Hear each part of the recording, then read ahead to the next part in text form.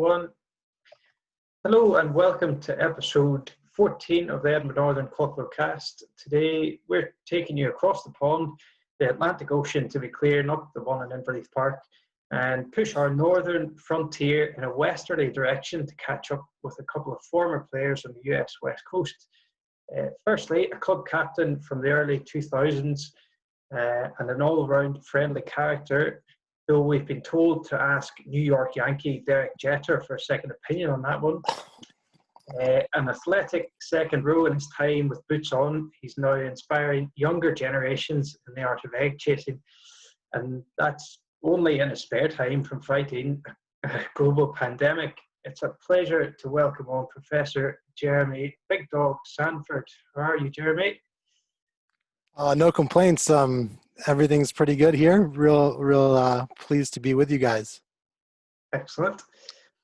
Fantastic. And obviously joining Jay this evening is a man who joined Northern in 2014 during his 6-month stint as a student in Edinburgh, studying rocks. One of the fastest players I've ever played with personally, and certainly the most athletic looking of the back three during our time spent together on the pitch.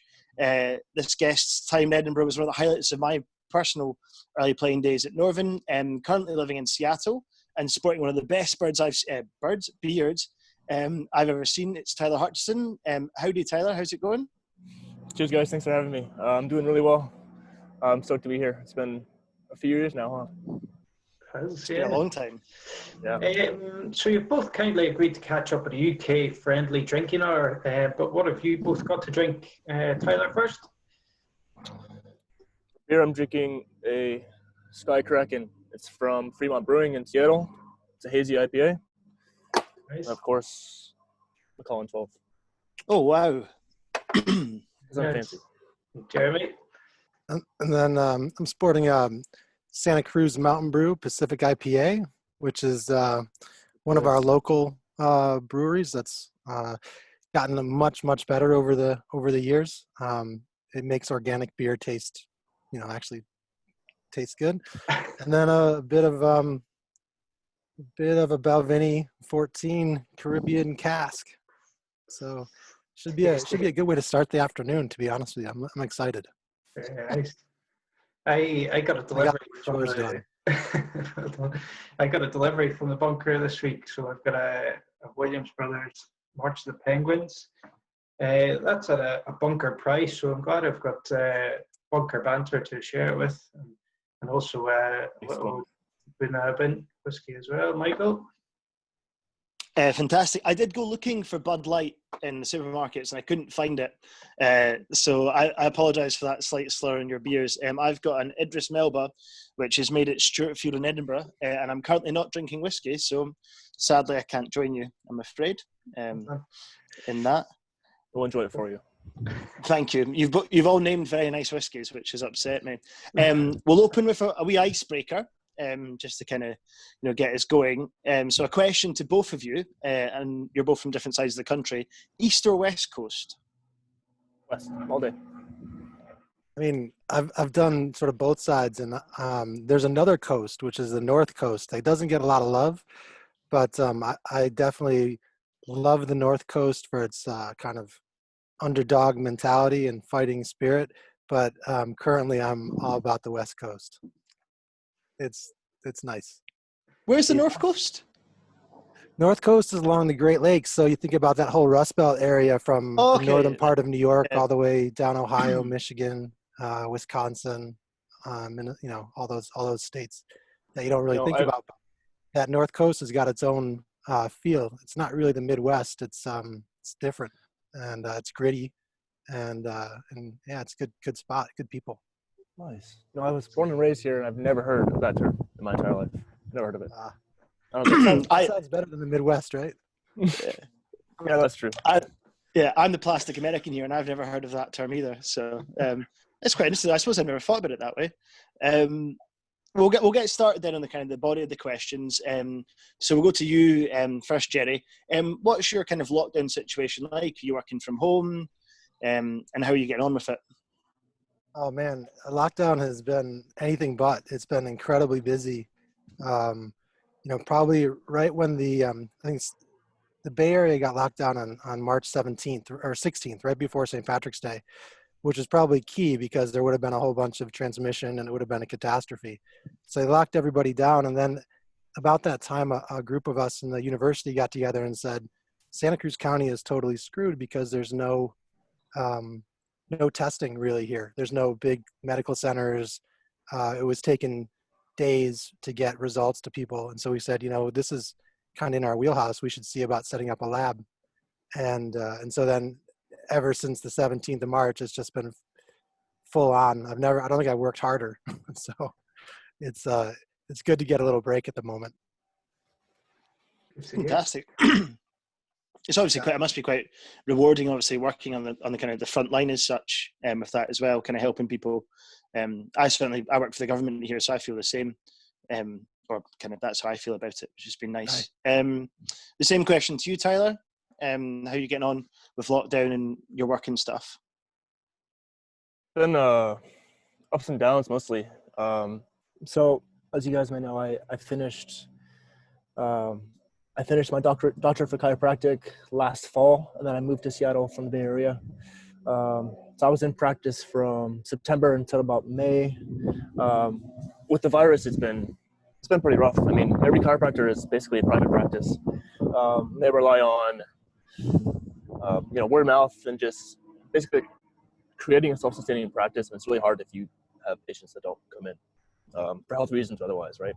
So I was working as an associate for another chiropractor about half an hour from here, and I actually had to be let go just because the patient volume has dropped so much. That was about 2 months ago, so I've been sitting on my ass and drinking beer, which hasn't been too bad, honestly. You don't look too bad. Oh, thank you. You look fit.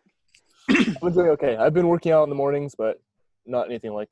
So I was playing for the Saracens, which is the rugby team out here, and that was actually really nice. And then they ended basically when I got laid off, and then after that, I've just been messing around, and then until yesterday, actually, I started a job in new practice. So, well done. Good to hear. Congratulations! It's all looking up. Yeah, it is. So we'll head back then, touch on sort of where you're from and how you've really got to where you are today. Tyler first then. See, born and raised in California, in the Bay Area. I went to school in the Bay Area. Started playing rugby when I was 13, I'd say.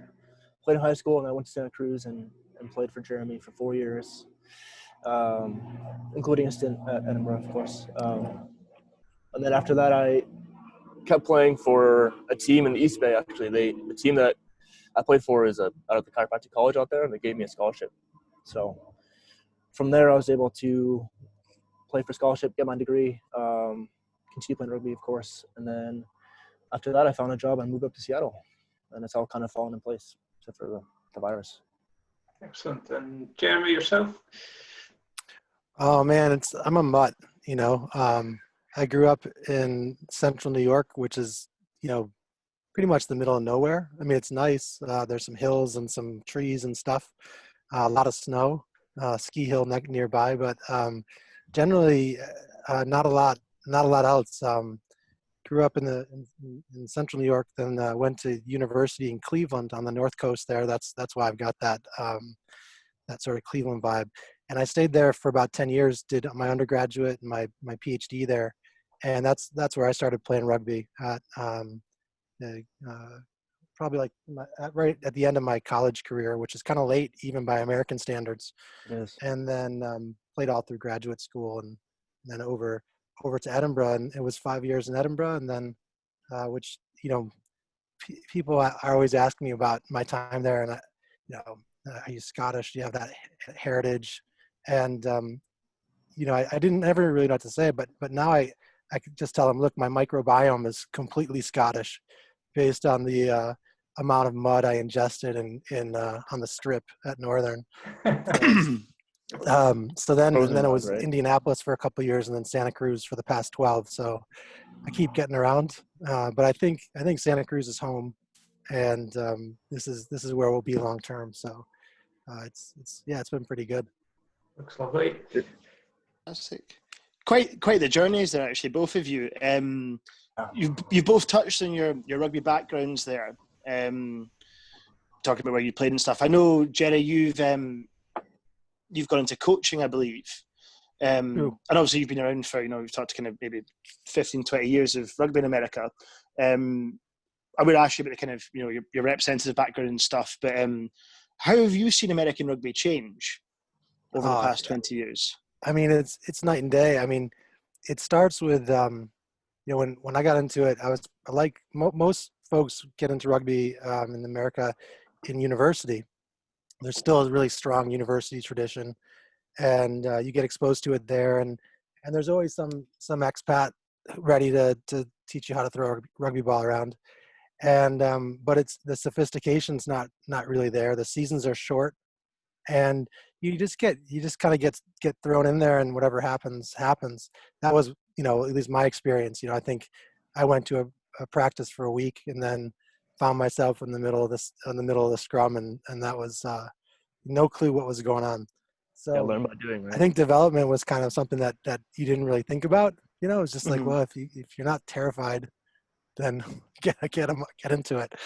And so I think if you look at it now with the way the youth setup is organized, I mean, there's tons and tons of kids. I just look at it from the perspective of coaching the University of California, Santa Cruz. When I first got here, we'd get one player who'd played in high school. And Tyler, Tyler was one of those guys. He was probably one of two that came in that had played before. And now we get 15 to 20 who come in and playing sometimes at an incredibly high level. And so it's really, the grassroots youth rugby is just exploding here. And I think that's just amazing. So on top of that, there's a lot of great coaches around, tons of resources. Yep. And so I think everybody's sort of getting skilled up on the knowledge side. And so I think that the quality of rugby here has gone up. I mean, it's night and day from where I started to where the game is now. That's for sure. Yeah, I'd agree. Yeah. For sure. You can definitely see that in World Cups. I must admit, you're kind of the performance level and the actual athletes that you're putting out as well. Because one thing, in my opinion, you can say for American sport is they're always athletic, but that sophistication, that technicality, is perhaps maybe what's let them down in the past. So it's nice to know that that's changing as well. The sort of same question to you, Tyler. Obviously, you've experienced the highs of East 2, and the high standard that is. How would you say that compares to your kind of playing days in the US? It's been interesting. In high school, I joined the team. It was my freshman year, so I think I was 13, and I joined partially because I hate football. I played for a year, and it was awful. Played soccer for a bit. I was all right. My best friend's dad actually played for Cal Berkeley in the East Bay, and he played like in the 60s or something, and he was a coach, and he was like, hey, you should just come out and play. I had no idea what was going on, right? So I played. I loved it. I was a scrawny little boy back then, so I'm a little bit now, but played 4 years, and then came to Santa Cruz, and I just walked on the team, and I was like, well, do you guys have a spot for me, basically? So I think my career is basically been a constant progression of skill and experience too, right? High school first, and then Santa Cruz, and then I got to experience Northern rugby, which at that point was much harder than I had really noticed in Santa Cruz. Like, it's a whole different game if you're playing against full-grown men, right? And then from there, I went to the team I played for is called Life West, and the year before I played for them, they won the D2 national championship for men's club, and then I think the 4 years we were there, we were top 8 for D1 in the nation for men's. And then the women's program, they're even better. They won D1 like every year that we were there. They're just outrageous. The coach, he's a Kiwi. He played, I guess, All Blacks like school level, and then he coached for the Tongan national team, and then I guess he came over. The past president for Life West is also a Kiwi, and he brought him over and set up a whole program. And I just so happened to be in the right place at the right time and got to play for him. And that's a whole nother level too. You have full-grown men, then you also have full-grown Islander men, which are extremely fat, extremely large, but extremely skilled, right? And they'll just run over you. So that was another awakening for me as well. I don't remember you having any trouble in the tackle, Tyler. Certainly your time with us. So let's take it back then. How did both of you learn about the best club ever, and when was this? Probably only fair to start with Jeremy there. So I mean, this is getting recorded, so I'm going to have to be careful what I say.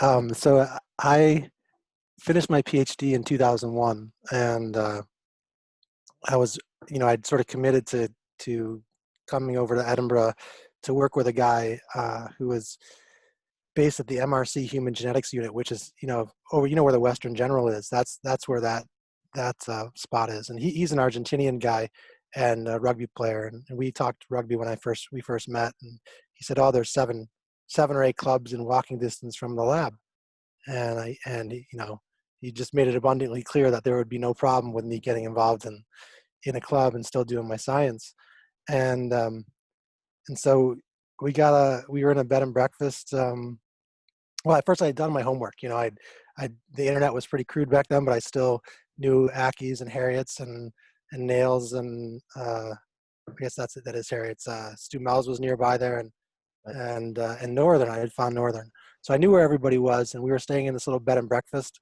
on Cumley Bank, and I saw the lights for Ackies, and I went over there, watched a part of a practice, and then talked to a coach, and he grilled me about how fast I could run and this and that and all this nonsense. Tons of questions. What do you bench press? How much do you squat? I couldn't believe it. And then I walked over to Northern, and the boys were coming back in from the training, or a big run with Ian Breakin. It's at a mod on. It's misty and Haars rolling in and stuff. And I introduced myself, and they said, "Oh, you want a game this weekend?" That was it.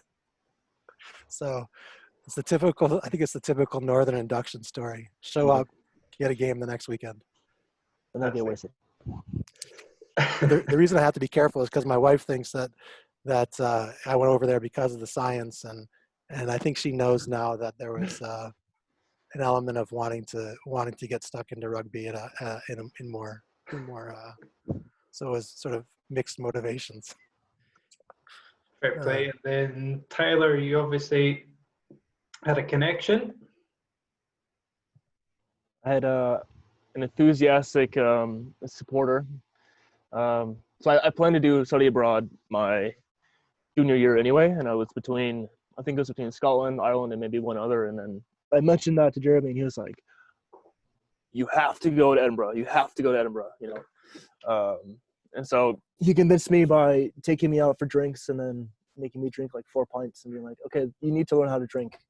It was hard. It was very hard to learn, I will say. I was so worried. One of my prized players, I was like, he's going to go over to Edinburgh, and he's never going to come back. I thought it was going to go one of two ways. He's either going to come back a way better player, way more savvy, way more streetwise, or he's never coming back. Yeah. I mean, if my visa could have been extended, I probably would have stayed, honestly. No offense to Santa Cruz and all that, but yeah. You did promise me once you graduated, Tyler, you'd come back. I know. I still fulfill that promise. I was having a look through our Facebook memories, and it is there written in black and white, which is binding in Scots law. So, if you don't finish your career for us, I'll be very upset. I can do that. I think currently, at this moment now, I'm probably the best player I've ever been, just based on getting stronger, getting more experience, and then just playing for top level team. So when I come back, I'll hopefully be able to join the team. Good. So you obviously speak very well about Northern, both of you. What would you say is Northern's unique selling point? Back to Tyler. Probably having a clubhouse with the bar inside of it. That's a bonus.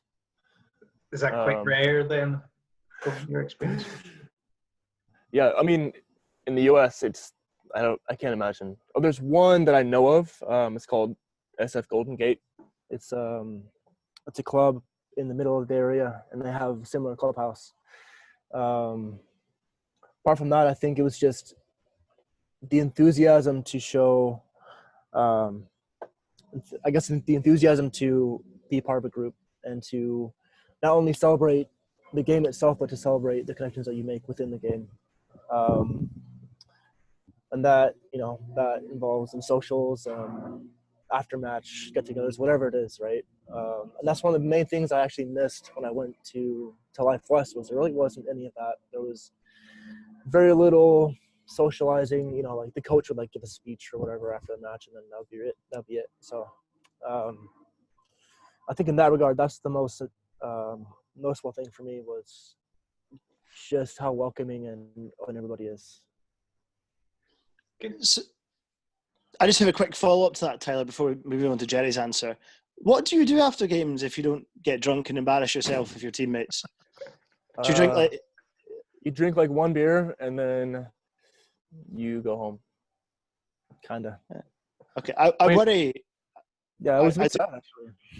Well, it's not sad. It just means it's recovery. What Tyler's saying is he after the game, because they have to focus on their recovery. Tyler's probably got to stretch out. He's got to take care of that hamstring. He's probably got to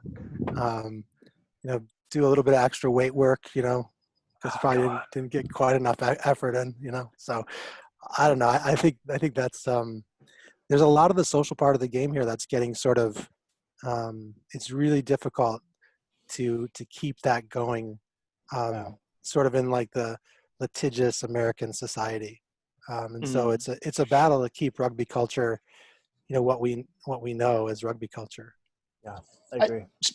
It's quite an interesting point as well, because obviously in Edinburgh, specifically, this is a wee bit off tangent. In Edinburgh, everything's walkable. You can walk to the bar, you can walk home. But America's obviously such a driving culture. I could maybe see why that element would filter into it and stuff. It's kind of, I've never actually thought about it before. But it does worry me then if your amateur players are being so responsible and sensible. Then, that's 5 years from now. You're going to be incredible at rugby as a nation. That's quite frightening. That level of responsibility. Agreed. We could be so lucky. I know, right?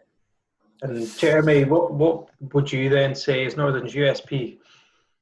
Oh man, I think it's easily the inclusiveness. The fact that I could walk in there and just stick out my hand and everybody shakes it and you're in. I think that the inclusivity is one of the things that makes Northern. They don't care your skill level. Nobody cares. They care about your effort. Are you going to show up? Are you going to be a good clubman? Are you going to put money over the bar? Are you going to not hurt people at training, for example? I think they just care about getting you in, getting you involved, and making you feel like part of the group. And it's killer. I mean, it's one of the. I'll never forget that. Nor. Everywhere I go, I want to replicate that. Good to hear. So obviously you've talked quite fondly there about your unique selling points for Northern.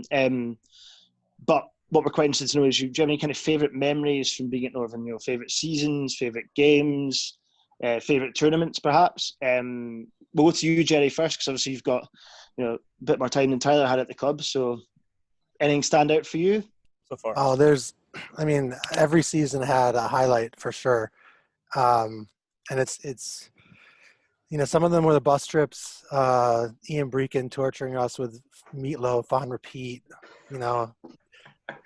That's just, I don't know if that's a highlight or a low. I'm not sure what that is, but it was tough. And then I think there were some games that absolutely stood out.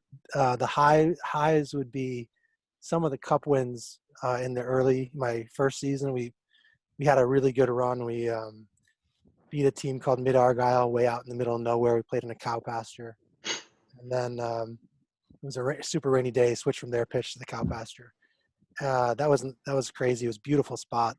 And then won a couple more games and wound up playing Preston Lodge on a Friday night under the lights. And we had a super strong team out, and I think it was like 19-7 was the final. Maybe I don't quite remember the score, but something like that.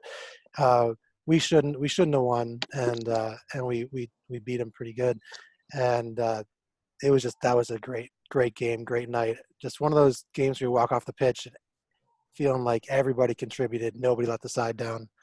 There was a match in Earlston. I can't remember if it was a cup or a league, but we had a good team out that day too, and beat Earlston 24-13 or 24-14. And it was the club's first win in the Borders since 1984, and it was just epic. We had, again, that bus trip home was a total blast. That stat came from Neil Leach, of course, so I don't know if it's true.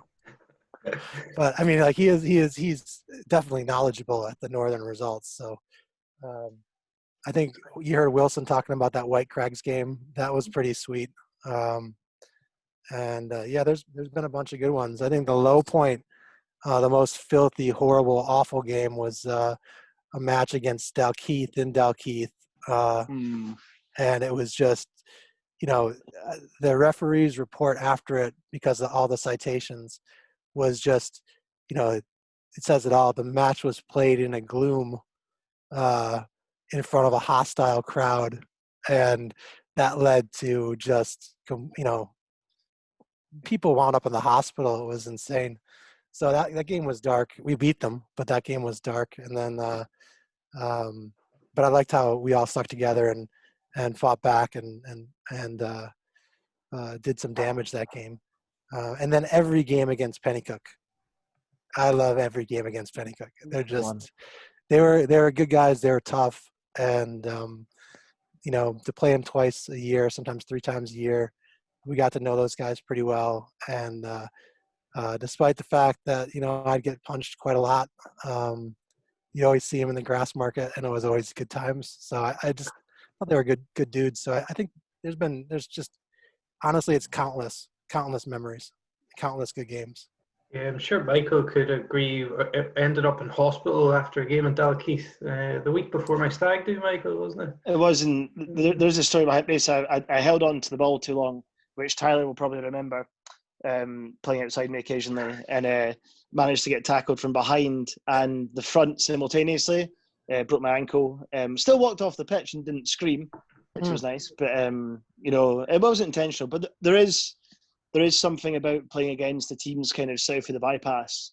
I know Dalkeith's not; it's just on the edge of it, but they're still in that bracket for me. Yep. That they're just hard people, and they're brilliant contests.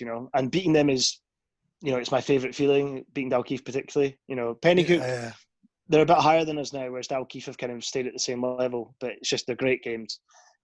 Jason's tried to drop me in it there. I'll talk about a Dalkeith game where his father-in-law and his dad came to watch, and Jason got hit in the face about 8 times.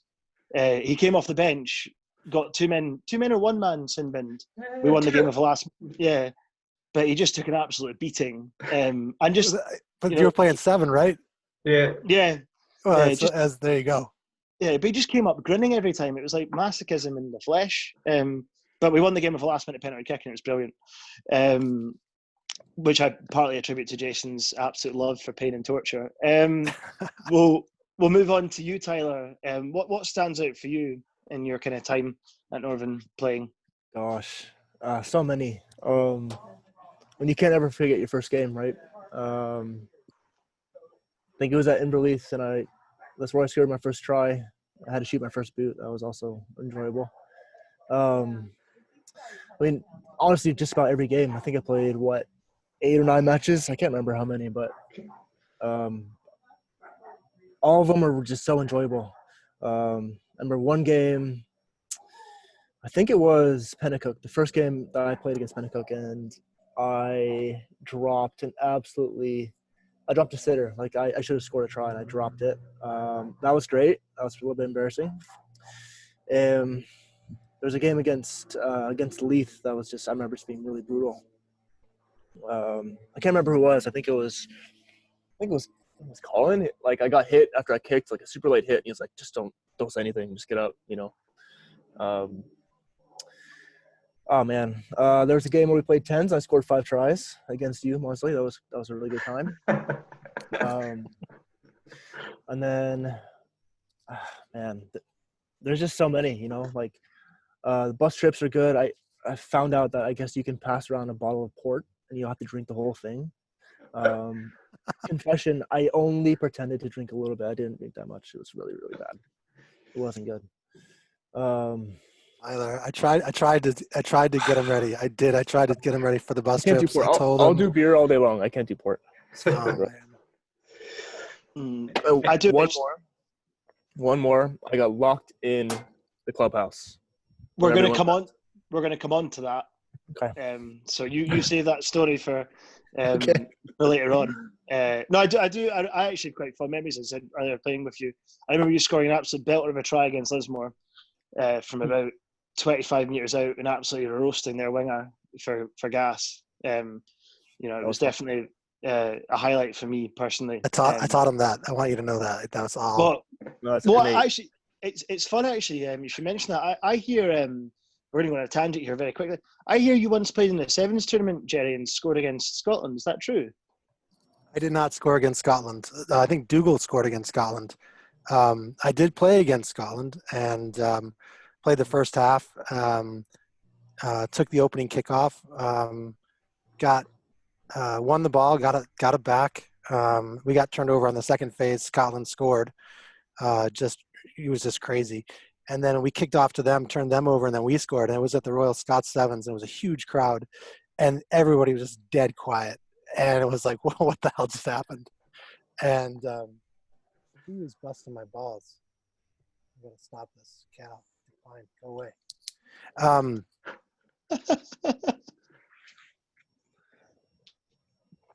I think that redwood might have fallen. Yep. Bye, Jeremy. I'll just pause it there. So, gents, then on to the off-the-pitch stuff, shall we say. Jeremy, first, have you any memorable Northern nights out?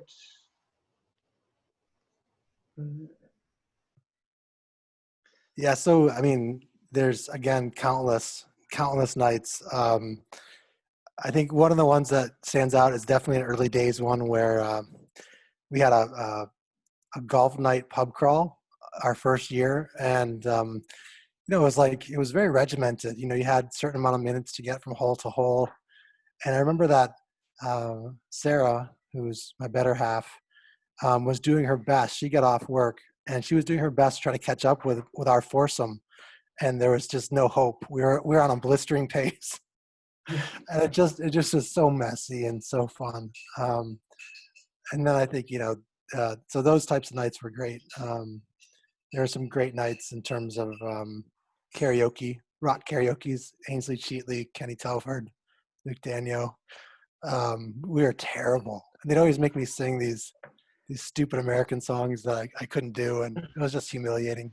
But always made up for it. So we always had a good time. Yeah, I think there's but that golf night, everybody's dressed up, tartan and golf gloves and hats, and it was just messy, fun. And Drew tells us you've been in Garibaldi's just as much as the rest of us. Yeah. In fact, I almost went with a Mexican beer today, just in honor of Garibaldi's, which was going to be a Modelo Especial, which is, it's a classic Mexican beer. But yeah, Garibaldi's was a great spot for us. Did a lot of damage in there. I mean, just literally in terms of knocking things over and bad dancing and stuff. Were you a fan of the pole? The pole, I never got on the pole there. I was just kind of just a fan of jumping around and shouting a lot. And Tyler, your own nights out with Northern? Oh boy. To be honest, I don't really remember most of them. It's a good sight. I think it is. After most trainings, we would start at the bunker, and I think either I would just leave, because I lived in Cowgate at the time. It was about a half an hour walk, or maybe like a 10-minute bike ride or whatever. Usually by that point, I was too drunk to bike, so I'd usually just walk back to Cowgate, and most times I don't remember the walk either.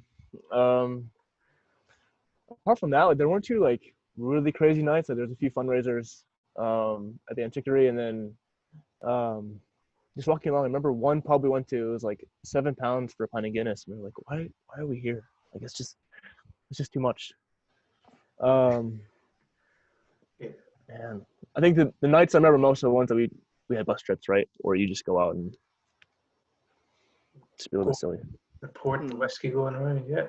The bin bags, particularly. Yeah. Is it? I feel like it's. You've obviously both been away from it for so long. Do you?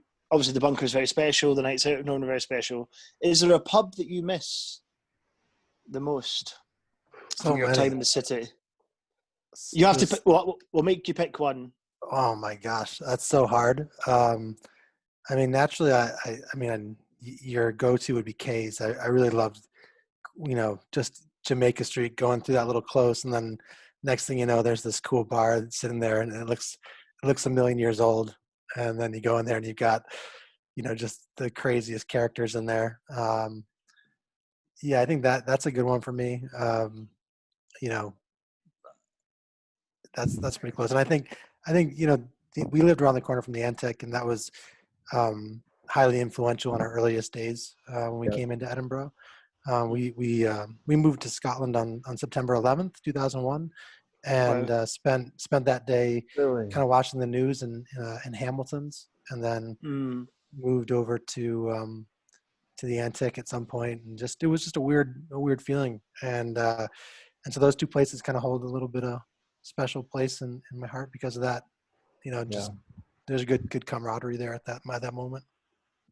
Fair play. So, in terms of position, then, Jeremy, obviously in the second row, would there be any sort of favourite Northerners you enjoyed lining up with? I definitely played with a bunch of. I mean, everybody I played with was a much better player than I was. So I think, in the locks there was a handful of guys that I really enjoyed. Mikey Dalrymple, big South African, strong guy, a lot of heart, tons of energy, also bald, so we looked pretty good together. Big John O'Leary, I know you guys have heard that guy's name. He's just insane, and he was just fun to play with. We beat his ass when he was at Leith, and Luke Daniel and I wrecked him a couple times in some rucks, and then he joined Northern the next year, and it was great to have him on our side. I think, and the other guy that I loved playing with was I liked playing with Jamie McFarland. He was really great. Gave us another lineout option. I was pretty much the go-to, mainly because I called the lineouts. So it was always going to me. It wasn't a big mystery. But having Jamie in there gave us another real threat in the lineout, and he was great, just a great player. So in terms of the lineout, then, with the Renee hookers who you preferred, their darts heading your way? I think the guy I had the most chemistry with, without a doubt, was Ainsley Cheatley. Two going back was unstoppable. We'd fake at the front, 2 steps back and up, and it would just in your hand immediately as soon as you hit the apex of your jump, and off the top quick. And that is if I caught it. Some folks would probably say that my hands were a bit suspect, but I don't know.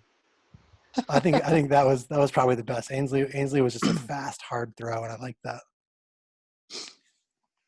Fantastic. So the same question to you, Tyler, and I realise I'm probably quite biased here. Did you have any enjoyable positional combinations during your time at Northern in the back three?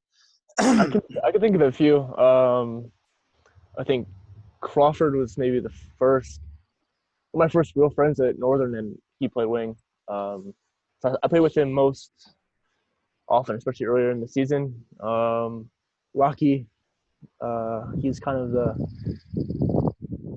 really talented and always injured. That's that Australian guy. Let's see, Roy, he was also a good player.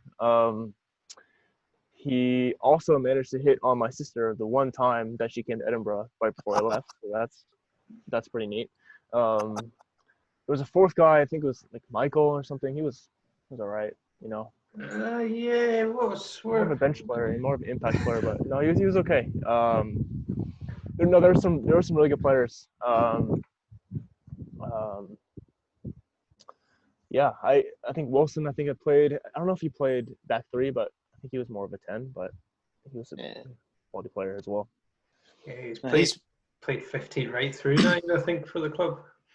He was playing with you, wasn't he, Jerry, as well? Yeah, he sure was. I mean, there was one of your textbook question was what's one of your legacies or a legacy issue, and I'd sort of forgotten that that maybe I had invited Wilson down to the club or followed up with him via a text or something.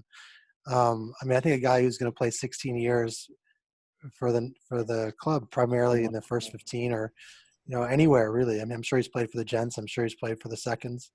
That's amazing. I would definitely like to claim that as a legacy move. But I mean, I love playing with Wilson. Tons of heart. Quite right. He terrible chap. He sort of got me down the club too. He's he is. He's one of those players. I don't know if you were still playing at the time, Tyler, before you left, but he had a really bad leg break about maybe, was it 4 years ago, Jason? 5 years ago? Yeah. Which for any 32-year-old, as he was at the time, would be the end of it. But he's actually come back since, and I would argue he's a better player than he was when I first met him, when I was first playing with him. Like he's mercurial. He doesn't age like a vampire on the pitch. He's just brilliant. He's which is the only time I will say that in the call for him. Generally, great player. We'll move on away from blowing Wilson's trumpet. Good idea. Yeah, both of you are obviously American, and rugby is not associated with America massively. So why rugby? Of all the sports you could play, baseball, football, athletics, all these things. So to you first, why rugby? Was there an influence, maybe family or something for yourself, Jerry? Oh, I think, no, it was, I played basketball and soccer in high school and junior high school and stuff like that. And so basketball was my first love. And, from coaching, I can definitely see that, there's two types of people who can come into rugby easily, and that's wrestlers and basketball players. And I think, it's just, my school didn't have a American football team, and so I never got that level of contact. And I think when I play basketball, it's always with a little bit too much physicality. And so when I discovered rugby, it just worked. It just fit. And it just seemed pretty natural. I didn't know what I was doing for a long time, but I mean, I would say that Northern was my my education in rugby for sure. I mean, there's a huge difference between the American rugby season where you might play 6 games. You might train a couple nights a week with 15 guys, and then playing from August until May, 30 matches a year. My wife is sitting next to me and she's looking at me like that was too much rugby, but it was an education and it was awesome. And so I think yeah, it was. I think rugby resonated with me because of basketball. How you use the ball, how you use the space. Obviously, the line out was probably the thing that I loved the most. Fantastic. And to yourself, I know mentioned your dad's friend who played rugby, but why rugby for you? I think when I think about, I think I was getting sick of not playing contact sport. I played soccer most of my life. What I hated about football, American football, was that you can block people. You can just smash them off the pitch whenever you want, and that it's not fun, So it's with rugby, it's a whole different sort of perspective. You have 15 players working together to create momentary advantages, right? 2-on-1s, whatever it is, and it's just more of a complete whole, I think. Rather than say, hey, like I do one job over and over again, I don't ever get the ball, whatever that is, right? I think part of it was, well, I was done playing baseball, I was done playing soccer, and I had to find something else to do with my time. And it worked out great, right? God, completely agree. And I think you touched on American football. It's one of the reasons why I dislike it actively as a sport. Having watched the game this morning in the Super Rugby, I don't know if you caught it. Yep. There was a 4-minute segment where it was just live. There was mistakes. There was everything.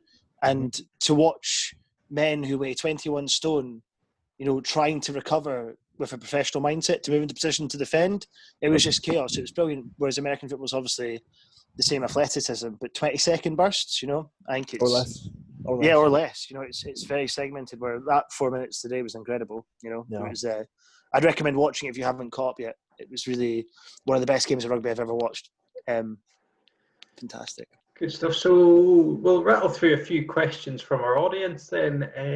Michael, you kick us off. Excellent. So the first one's for yourself, Tyler. It's from @NorthernExplorer. What is your favourite wilderness? My favourite wilderness... wow, what a question. I would say biased because I grew up in California, but the main mountain range in California is called the Sierra Nevada. On the western side, you have your classic national parks. You have Sequoia National Park, you have Yosemite, you have Lake Tahoe, all those major destinations. If you go over to the eastern side, you have, it's basically just high desert. And almost nobody goes there.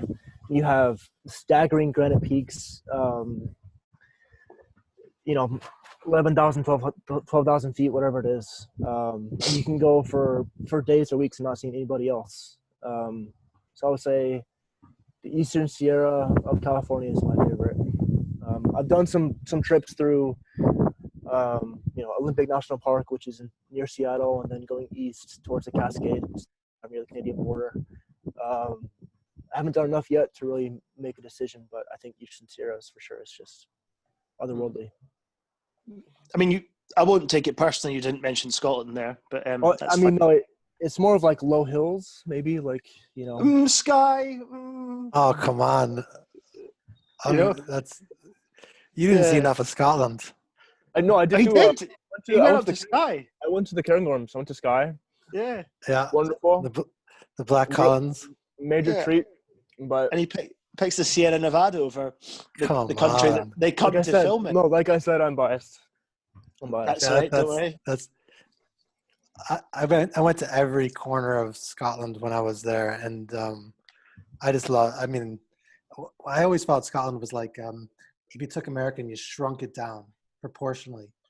You could cross. It'd be like crossing the states in a day. You could go from see similar things, but it was just amazing. We loved it. It was no. Tyler loved. He likes. That's my wife. Yeah. Somebody doesn't like the Highlands. What? Yeah. No. And that was the correct answer, Tyler, that we wanted. Thank you, Jerry. All right. Next time we do this all. Every time we had an American come over, we would take him on this trip that went from Edinburgh up to Glencoe, over to Fort William, down to Oban, and then we'd book back to Edinburgh, and we'd hit the 2 fish and chip shops in Oban and drink some whiskey and then drive away. I mean, I wouldn't drive. I would just eat the fish and chips. But you could see a lot of great stuff that on those trips. And we took everyone who came over on that, and it was just awesome every time. Jeremy, on the subject of trips, our next question in from @HanSoloChapman is your planned visit for the club's centenary dinner your main motivation for the fight against COVID? It 100% is. Actually, there's two things. One is the Northern Centenary Dinner, and 2 is the UCSC rugby season. Like, I'm doing everything I can to make sure that we can train in the fall, and that we're going to win the league, even if it's because we're the only team that can take the pitch, because we are well tested, right?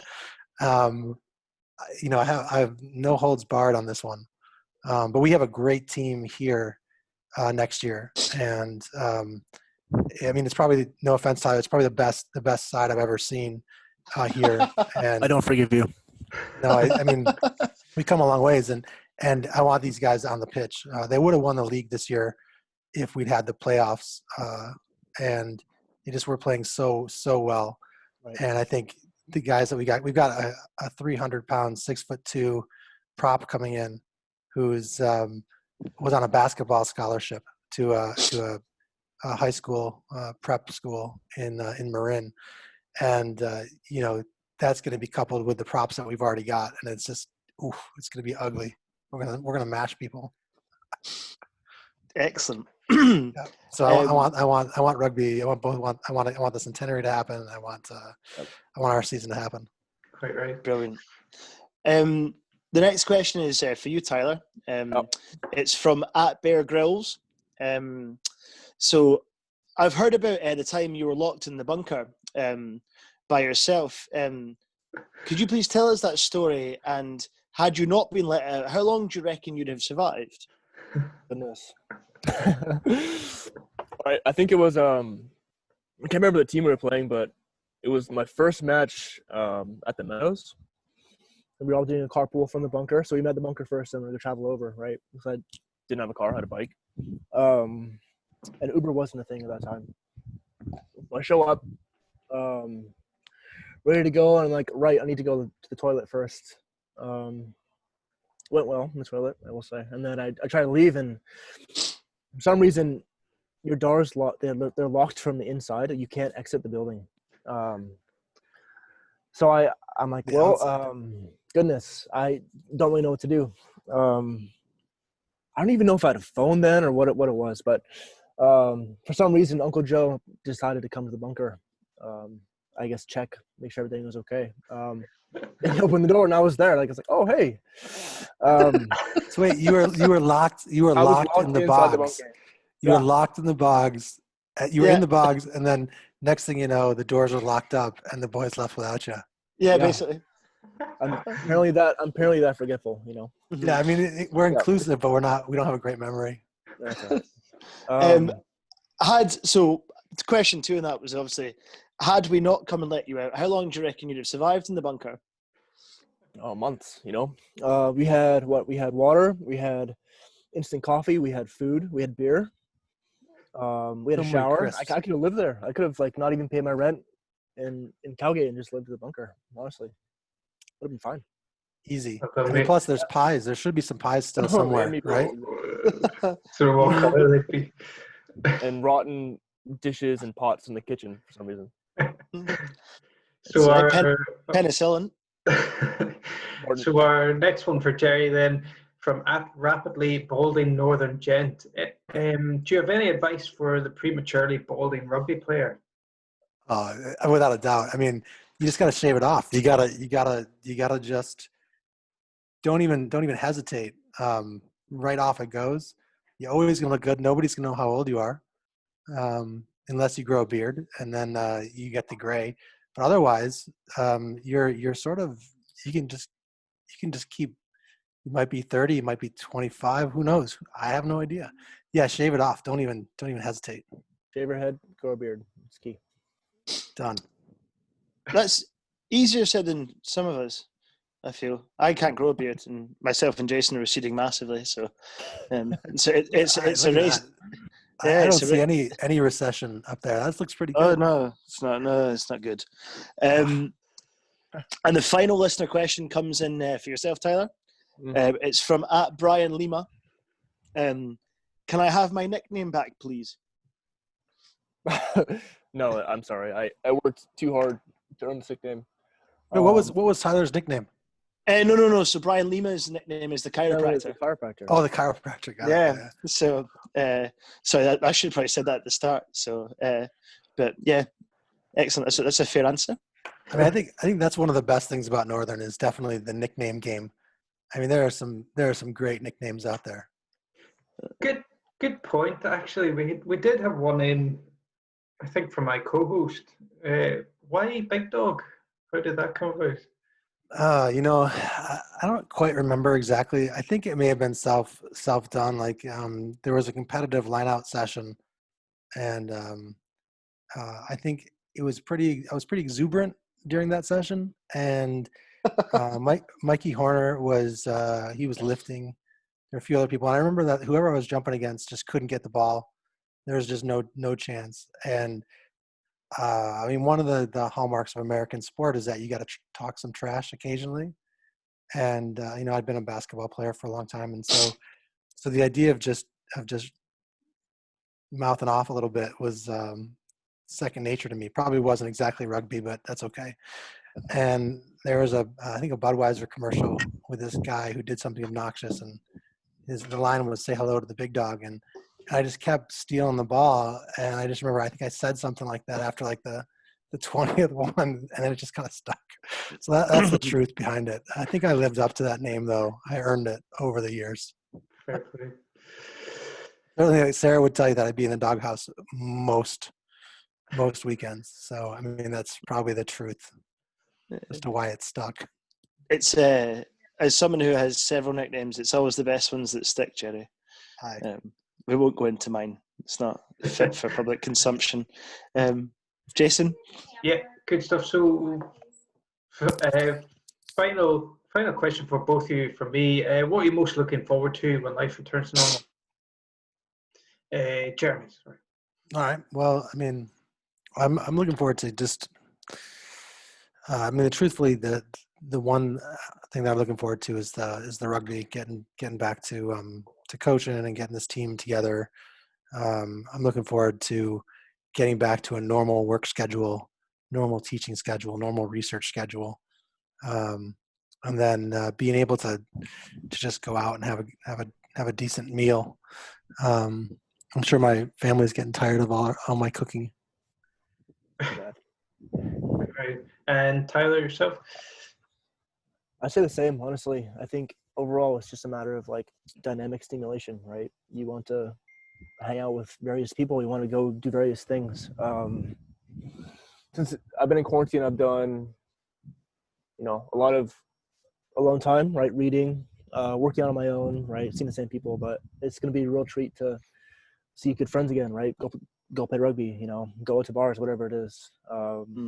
Just kind of feel like a real human again. That's going to be a big thing. Right. Fantastic.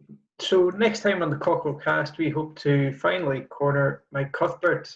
He appears to be busier than ever in retirement and lockdown, so join us for that. For now, though, I'm Jason Thompson. He's Michael Mawdsley. Thanks to Tyler and Jerry for your time. Good luck in your respective current challenges, and we hope you send some more handy players when the world returns to normal. Cheers. Will do. Cheers. Thanks very much. Cheers, boys. Cheers. Cheers, guys. Appreciate it. Thank you. See you in October.